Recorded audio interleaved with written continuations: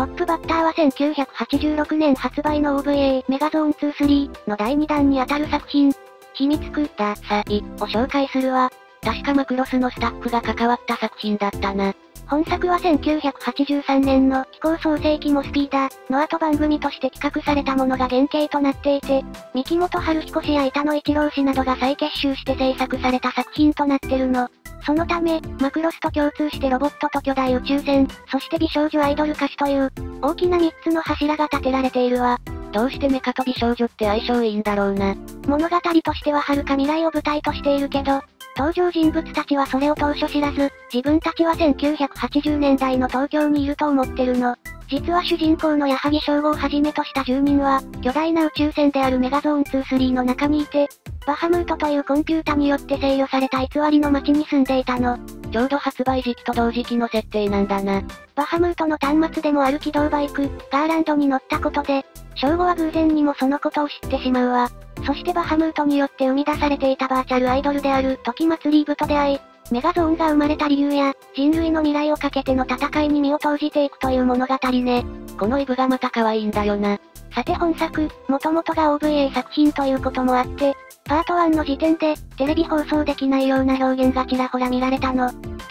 例えばどんなのだ？まあ、単純に人が無残にも殺されるシーンがあったりするのだけど、一番問題なのは、パート2の序盤に非常に濃厚で尺をめちゃくちゃ長く取った、おせっせのシーンがあるということよ。おせっせ。パート1のラストで紆余曲折あって、省吾は軍から指名手配されてしまって、逃亡中の中、半年ぶりに恋人である高中結衣と再会するの。そして、それはもう見てるこっちが恥ずかしくなるくらい濃厚な行為が行われるのよ。さすが OVA、手加減がないぜ。ちなみに本作、OVA 発売に先駆けて劇場公開されたのだけど、この時のおせっせシーンがあまりにも過激だったということで、クレームにまで発展し、結果として OVA 版ではシーンを一部カットして対応したらしいわ。それを差し引いてもなかなか刺激的なシーンになっているから、ここでも詳しく紹介できないのだけどね。映像をちゃんと見られないのが残念でならんぜ。本作は Unext や D アニメストアにて、パート1と2が配信されているわ。パート3はかなり趣が異なる話とはいえ、配信されてないのが少し残念ね。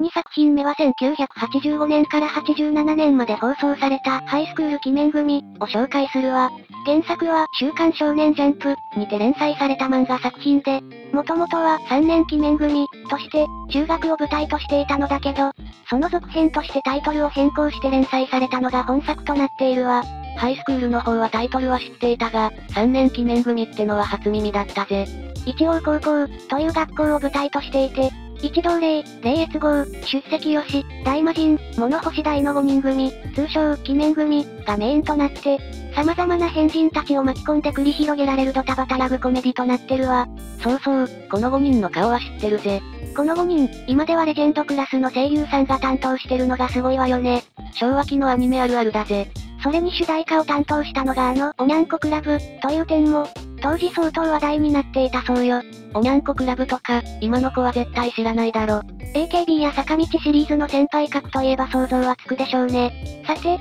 そんな本作、特別過剰な下ネタがあったり、放送禁止用語が多用された様子も見受けられないのだけど、再放送の際には、一部のシーンのカットやエンディングが省略されるなど、様々な修正が加えられているの。特に問題のある表現があるとは思えないのに、どうしてまた？一部のシーンのカットに関しては、おそらくだけど差別的な発言や、今ではグレーゾーンな表現があったのかもしれないわね。多用されてなくても、何かしらの NG ワードがスポットで使われてることもあるか。エンディングの省略については、尺の都合によるものもあるのでしょうけど、もしかしたらおにゃんこクラブのメンバーが歌っていたという点が関係あるのかもしれないわ。何かしらの大人の事情が絡んできそうではあるな。大問題というほどのことではないけど、ノーカット版を放送するのは今ではなかなか難しいということで今回紹介したわ。本作自体の人気は当時から凄まじく、高い視聴率を獲得して、同じ放送枠における視聴率低迷に終止符を打ったとされているわ。後にリバイバル人気も高まり、2000年前後に外伝作品が描かれたり、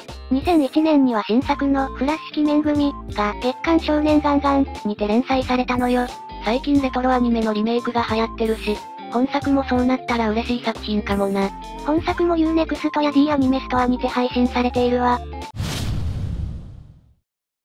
3作品目は1973年から74年にかけて放送されたキューティーハニーを紹介するわ。1973年からメディアミックス企画としてスタートしたシリーズで、アニメ、漫画だけでなく、実写映画や OVA など多岐にわたって展開されているわ。永井豪先生の代表作の一つだぜ。空中元素固定装置を搭載したアンドロイドのキサラギハニーが主人公で、世界中の宝石などを狙う犯罪組織のパンサークローとの戦いを描く物語で、いわゆる戦う変身ヒロインアニメの先駆けとも言われる作品ね。なんだその空中元素固定装置ってのは？空中にあるあらゆる元素を自由自在に組み替えることのできる装置よ。これを使うことで、ハニーは自分の衣装や持っている道具を自由に変化させられるの。さらっと説明してるが、めちゃくちゃチートじみた能力だな。首のチョーカーにあるハート型の部分を操作しつつ、ハニーフラッシュの掛け声によって装置が作動して、ハニーはあらゆる姿に変身できるの。そればかりではなく、変身した後はその姿に応じたプロフェッショナルとして、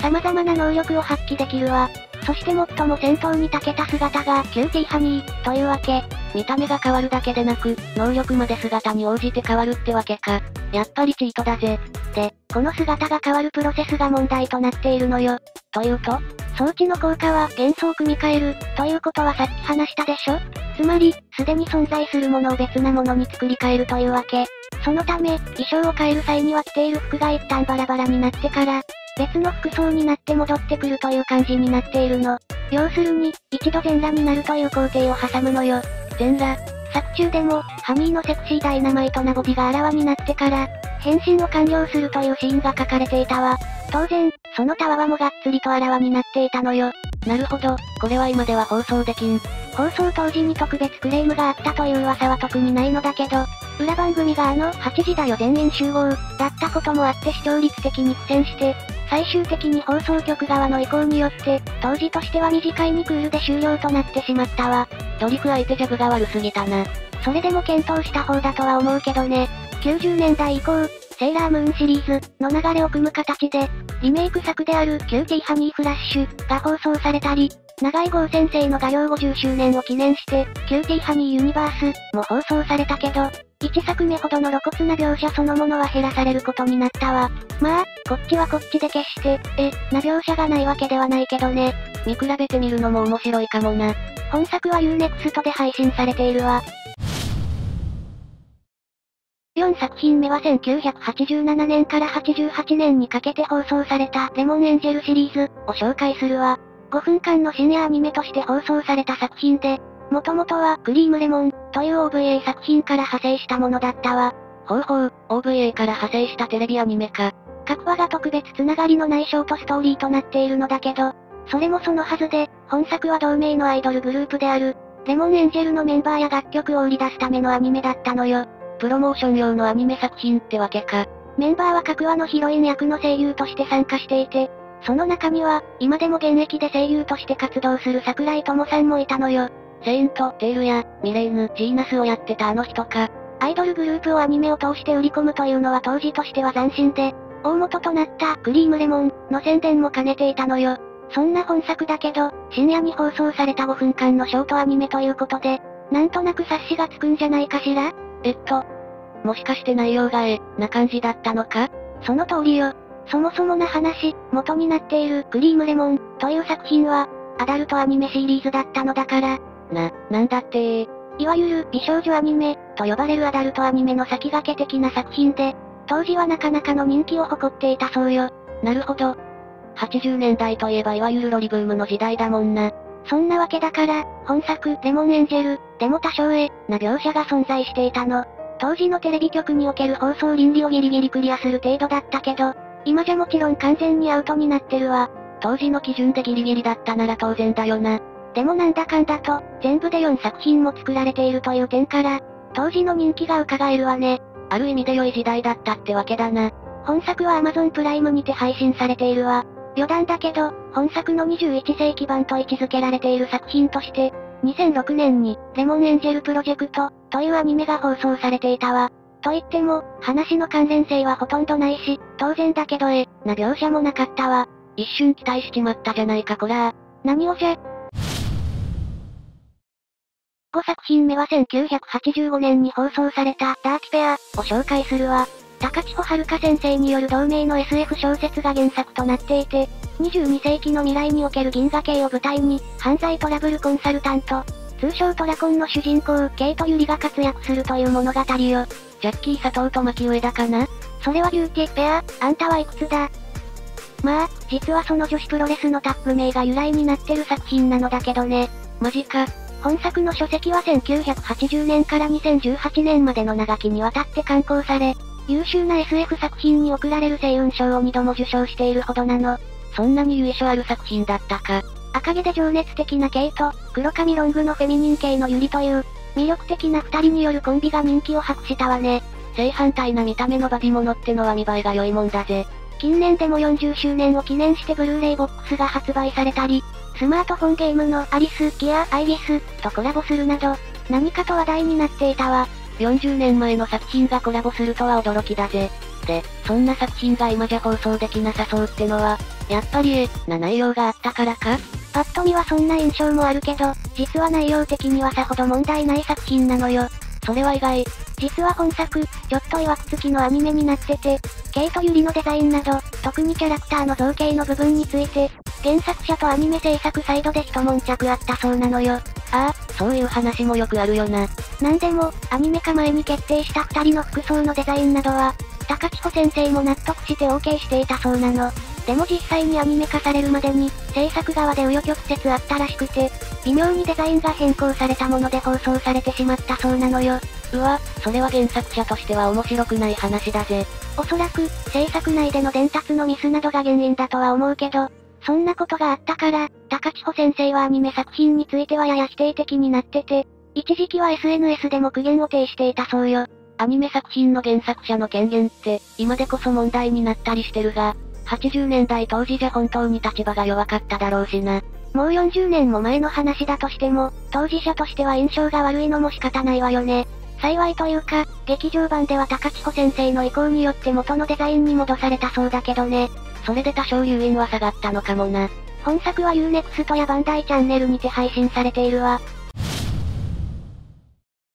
6作品目は1970年から71年にかけて放送されたみなしごハッチを紹介するわ。タツノコプロ制作による代表的なメルヘンアニメとされていて、子供向けのメルヘン作品という位置づけながら、自然の中で生きる昆虫たちの過酷な生き様を描く内容にもなっているわ。確か主人公のハッチが母親を探す旅に出るって内容じゃなかったっけか？そうね、まずスズメバチの襲撃によって、とあるミツバチの国が滅ぼされてしまうの。女王バチは卵をカゴに入れて脱出するも、スズメバチの追撃によりカゴを奪われてしまうわ。一つだけ、カゴから落ちた卵は、偶然通りかかったシマコハナバチに拾われ、ハッチと名付けられ育てられるの。やがて成長したハッチは、シマコハナバチから真実を伝えられ、どこかで生きているであろう母親の女王バチを探して旅に出るという物語ね。どう考えても泣いちゃう系の良い話だぜ。とても今じゃ放送できない内容とは思えないんだが。まあ、単なる冒険活劇やお涙ちょうだいっていう話ばかりではなくて、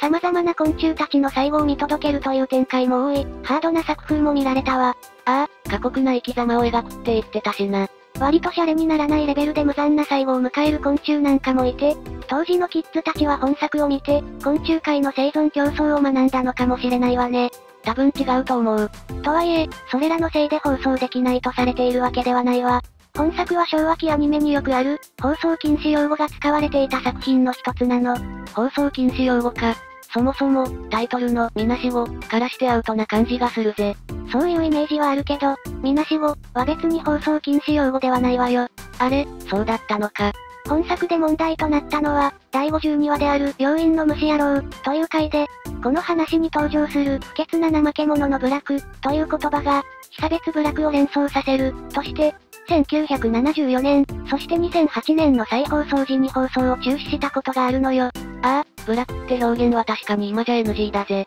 他の回は特に問題なく放送されてるし、曲によっては52話を普通に放送していたところもあるみたいだから、どこまで配慮するかという問題ではあるけどね。このあたりのさじ加減は難しいところだぜ。本作は Hulu や Unext などの各種サービスで配信されていて、配信版なら例の52話もしっかり見ることができるわ。話自体に問題はないし、見られるのは幸いだぜ。今回最後に紹介するのは、お化けの Q 太郎、よ。原作は藤子不二雄先生による漫画作品として有名よね。これまた懐かしい作品が出てきたな。ちなみに、週刊少年サンデーにて連載されていたわ。サンデーでの連載だったのか、意外だぜ。とある普通の家庭に住み着いた、九太郎というお化けが引き起こす騒動を、毎回面白おかしく描くドタバタ系のコメディ作品として人気を博したわ。藤子不二雄先生による最初の大ヒット漫画として知られていて、これまで3度もアニメ化され、いずれも高い視聴率を誇っていたわ。今の子は見たことはなくとも、タイトルくらいは知ってそうな。しかし、そんな人気作なのに今じゃ放送できなさそうな回があるのか？ 1 作目は確かモノクロの時代だったと思うが、もしかしてその頃の話とか？いえ、実はアニメ3作とも厳しいとされてるわ。全部だと。まあ、本作の場合、アニメがどうとかいう問題ではなくて、原作の方に問題があるとされてるの。というと？明言されているわけではないから、あくまで噂でしかないのだけど、原作のセリフの中に、差別的な表現が紛れているとか、著作権問題があったとか、色々と言われている関係で、20年以上も原作の単行本が絶版になっていたの。人気作だったはずなのに、原作が絶版だと？これに関しては本当に噂でしかないから、実際のところは不明となってるけど、絶版になっていたのは事実で、アニメもその関係でなかなか再放送できない、などと言われていたのよ。絶版自体が事実なら、確かに何かしら大きな問題があったんだろうな。とはいえ、最近ではそれらの噂を払拭する話も出てきてるし、単行本も2015年以降、新装版として改めて刊行されるようになったから、案外、最近のアニメリメイクブームの波に乗って、本作もリメイクされるかもしれないわ。そうか、それならちょっと安心かもな。ぜひ、リメイクしてほしいところだぜ。現状、本作は配信されていないのだけど、それも近い将来、解消されると良いわね。というわけで、令和に放送したら大問題アニメの紹介は以上よ。どうだったマリサ？古い作品はどうしても規制が緩かったりして、今じゃ考えられない表現もあったりするしな。多少なりとも、仕方のない部分があるもんだぜ。そうね。それでも今はまだ配信サービスがあったりして、当時の作品をそのまま楽しめる機会が多いから、ファンとしては助かるわね。古き良き昭和作品に触れる機会が増えるのは嬉しい限りだぜ。動画を見てくれたみんなも、他の大問題アニメについてコメントしてくれると嬉しいわ。その時はぜひ、チャンネル登録と高評価ボタンもよろしく頼むぜ。それでは、ご視聴ありがとうございました。